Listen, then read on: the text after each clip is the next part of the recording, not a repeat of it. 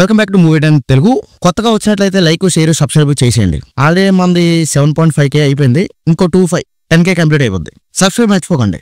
Okay, let's get into the video. ఇప్పుడు icon star Allu Arjun, మన బన్నీ బాబుకి తెలంగాణలో హార్డ్ కోర్ ఫ్యాన్స్ ఉన్నారు, ఇంకా ఆంధ్రాలో కూడా హార్డ్ కోర్ ఫ్యాన్స్ ఉన్నారు. ఇక ట్విస్ట్ ఏంటంటే పుష్ప 2 రిలీజ్ రోజున జనరల్ గా హార్డ్ కోర్ ఫ్యాన్స్ అంటే బెనిఫిట్ షో రోజు సినిమాని చూసేస్తారు, అది ఏ హీరో అయినా సరే. కానీ పుష్ప 2 బెనిఫిట్ షో మాత్రం నాకు డౌటే. Bunny Babu hard core fans అందరూ పుష్ప 2 బెనిఫిట్ షో చూడగలరా? నాకు డౌటే.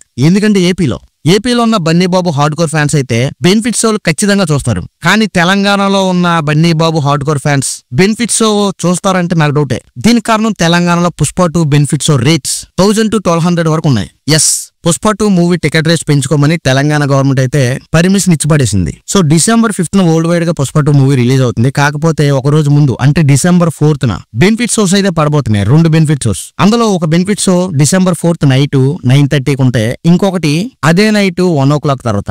అంటే ఈ 2 బెనిఫిట్ షోకి టికెట్ రేట్స్ అయితే 800 పెంచారు. అంటే టికెట్ రేట్ 800 కాదు, ఆల్రెడీ ఉన్న ప్రైస్ మీద అదనంగా ఇంకో 800 పెట్టి సినిమా చూడాలన్నమాట. అంటే ఇప్పుడు ఎంత అవుద్ది? సింగిల్ స్క్రీన్ లో అయితే ప్లస్ 800 చేసుకుంటే ఒక 1000 రూపీస్ అవుద్ది. అలాగే మల్టీప్లెక్స్ లో ప్లస్ 800 చేసుకుంటే ఒక 1200 వరకు అవుద్ది. సో 1200 1000 రూపీస్ పెట్టి ఎంత హార్డ్ కోర్ బన్నీ బాబు ఫ్యాన్స్ అయినా బెనిఫిట్ షో చూస్తారంటే నాకైతే డౌటే. సో ఇక్కడ మనకు ఫెసిలిటీ ఉంది. ఆ బెనిఫిట్ షో తర్వాత అంటే December 5th టికెట్ రేట్స్ అయితే కొంచెం తగ్గాయి, కొంచెం కాదు బాగానే తగ్గుతాయి. ఎందుకంటే December 5th నుంచి 8th వరకు సింగిల్ స్క్రీన్ లో పుష్ప 2 టికెట్ రేట్స్ వచ్చి 150 వరకు ఉంటే, మల్టీప్లెక్స్ లో పుష్ప 2 టికెట్ రేట్స్ అయితే 200 వరకు ఉన్నాయి. సో ఇది కొంచెం మంచి విషయం.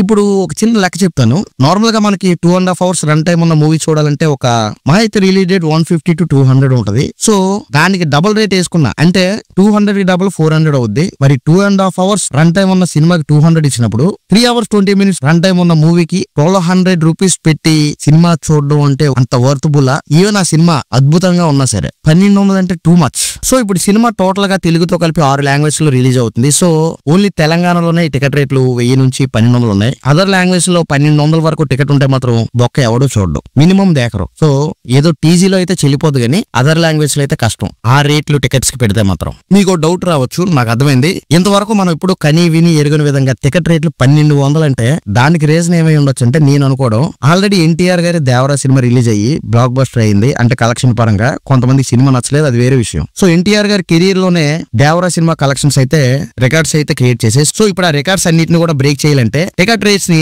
ఈ మాత్రం పెంచితే దేవరా కలెక్షన్ రికార్డ్స్ అన్ని బ్రేక్ అయిపోతాయి. మేబీ ప్రొడ్యూసర్స్ ఇలా థింక్ చేశారని నేను అనుకుంటున్నాను. లేకపోతే ఇంకో రీజన్ ఉంది. ఈ సినిమాకి మన బన్నీ బాబు 300 కోట్ల వరకు రెమ్యునరేషన్ అయితే తీసుకున్నారు. సో ఆ రెమ్యునరేషన్ వసూలు అవ్వాలంటే ఆ మాత్రం పెట్టాలి టికెట్ ప్రైస్, తప్పలేదు. సో ఫోర్బ్స్ మ్యాగజైన్ ఒక లిస్ట్ రిలీజ్ చేసింది. ఇండియాలో టాప్ రెమ్యునరేషన్స్ తీసుకున్న ఒక 10 మంది యాక్టర్స్ లిస్ట్ అది. అందులో మన బన్నీ బాబు టాప్ లో ఉన్నాడు, అంటే నెంబర్ 1. సో 300 కోట్లు అంటే సల్మాన్ ఖాన్, షారూక్ ఖాన్, ప్రభాస్ అన్న, మహేష్ అన్న అందరూ తులిపారు. సో కట్టపన్న మన బన్నీ బాబు వీళ్ళందరినీ కూడా వరుస పెట్టి లేపేసి 300 కోట్ల రెమ్యునరేషన్ లో టాప్ లో కూర్చున్నాడు. ఒకవేళ బెనిఫిట్స్ చూడడానికి వెళ్తున్న వాళ్ళైతే అసలు 1200 ఎందుకు ఇవ్వాలి అని మీరు ఆలోచించొద్దు. ఎందుకంటే 1200లో 600 జాతర సీన్ గా మీరు పెట్టారనుకోవచ్చు. ఎందుకంటే జాతర సీన్ ఇంచుమించు 25 minutes ఉంటది. సో ఆ లేడీ గెటప్ అది ఇది. సో జాతర సీన్ కి 600 పెట్టేసాం అనుకోండి, మిగతా 600 సినిమాలో ఉన్న వైలెన్స్ కి పెట్టాం అనుకోండి. ఎందుకంటే ఈ సినిమాలో వైలెన్స్ ఏ రేంజ్ లో ఉందంటే మన బన్నీ బాబు కట్టపన్న కాలు నరికితే గాల్లో ఎగిరి అది ఎక్కడో పడుద్ది అనమాట. ఆ రేంజ్ లో ఉంటది వైలెన్స్. ఆల్రెడీ సెన్సార్ వాళ్ళు చెప్పారు ఇది. సో ఇంకొక సీన్ లో విలన్ చెయ్యి నరికేసి మన బన్నీ బాబు పైకి లేపి చూపిస్తాడు ఆ చెయ్యిని. సో ఇట్లన్నిటి కూడా మిగతా 600 ఇవ్వచ్చు. ఆ విధంగా కన్విన్స్ ఉంది. సో పుష్ప 1 అంటే ఓకే, ఇంట్రెస్టింగ్ గా ఉంటది స్టోరీ. ఎందుకంటే ఒక గంధపు చెక్కల కూలి ఒక చిన్న స్థాయి నుంచి ఒక మాఫియా రేంజ్ కి ఎలా ఎదిగాడు అనేది మనం చూసాం, ఇంట్రెస్టింగ్ గా ఉంది కాబట్టి. కాకపోతే ఆల్రెడీ ఒక రేంజ్ కి ఎదిగిపోయిన వాడు ఇంకా ఏం చేయగలుగుతాడు? అంతకన్నా రేంజ్ ఏమైనా ఎదుగుతాడా? నా పుష్ప 2లో ఏం జరగబోతుంది అనేది అయితే ఆల్రెడీ ఒక ఐడియా ఉంది. ఎందుకంటే ఫారెన్ లొకేషన్లు, ఇంటర్నేషనల్ స్మగ్లింగ్ అది ఇది చెప్పారు.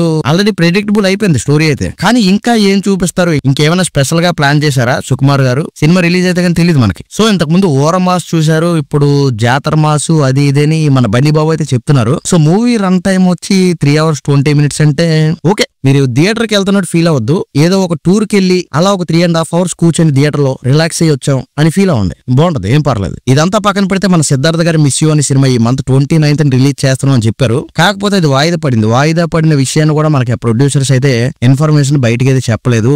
సో ఈ మిస్ యూ అనే సినిమాకి పుష్ప 2తో క్లాస్ వచ్చే ఛాన్స్ అయితే ఉంది. ఎందుకంటే ఆఫ్టర్ 5th తమిళనాడులో అయితే సిద్ధార్థ గారికి థియేటర్స్ ఏవి లేవని టాక్ వినిపిస్తుంది. సో ఈ సిద్ధార్థ గారి మిస్ యూ మన బన్నీ బాబు పుష్ప 2కి ఎదురెళ్తే నలిగిపోవడం పక్క. So better miss you cinema కొన్ని రోజులు ఆగి లేట్ గా వస్తే కలెక్షన్స్ బాగుంటాయని నా ఫీలింగ్. సో ఇది ఈ రోజు వీడియో. మీకు గనుక వీడియో నచ్చితే లైక్ చేసి మన ఛానల్ సబ్స్క్రైబ్ చేయండి.